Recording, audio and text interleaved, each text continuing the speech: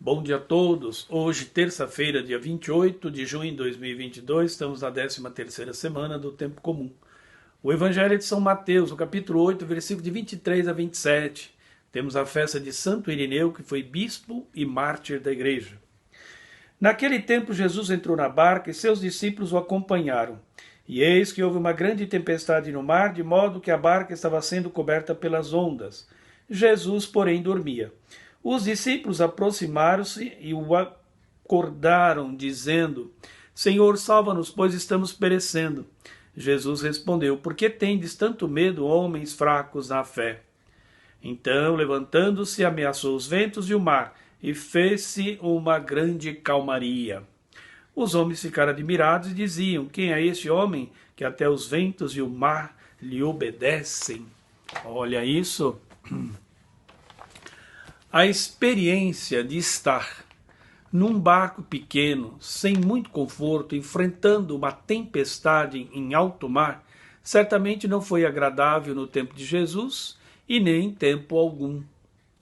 Por mais que aqueles que estavam naquela embarcação fossem homens experientes e pescadores naquele mar.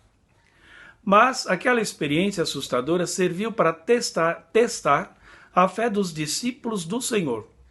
Ali estava a prova de que a fé deles era ainda muito pequena, como declarou Jesus. A presença do Senhor, que dormia tranquilo e sereno, em meio àquelas ondas revoltas que quase engoliam o barco, não foi suficiente para fazer os discípulos entenderem que não iriam sucumbir. O medo e o pavor tomou conta deles. No desespero foram acordar o mestre, suplicando que os livrassem da morte.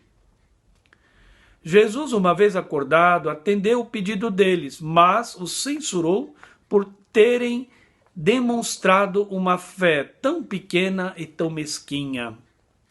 Por que tendes medo, homens fracos na fé? Numa linguagem bíblica, a imagem da barca em meio ao mar sempre foi vista como a figura da igreja nascente em meio às tempestades no mar da vida. E com aquele barco em meio às tormentas das ondas altas não foi diferente. Era o retrato vivo da vida das primeiras comunidades cristãs.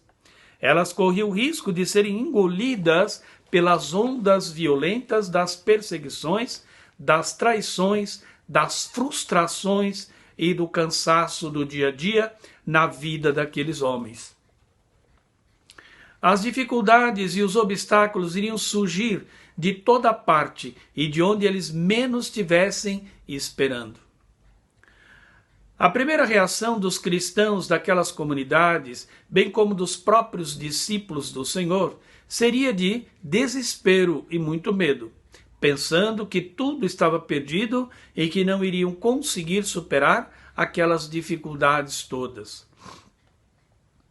Assim como os discípulos naquela cena do barco, da mesma forma seriam as primeiras comunidades cristãs. Não iam se dar conta da presença discreta, mas efetiva do Senhor no meio delas. Eis que estarei convosco todos os dias até o fim dos tempos. Lá no final do Evangelho de São Mateus, no capítulo 28. O ressuscitado não ia deixar os seus entregues à própria sorte.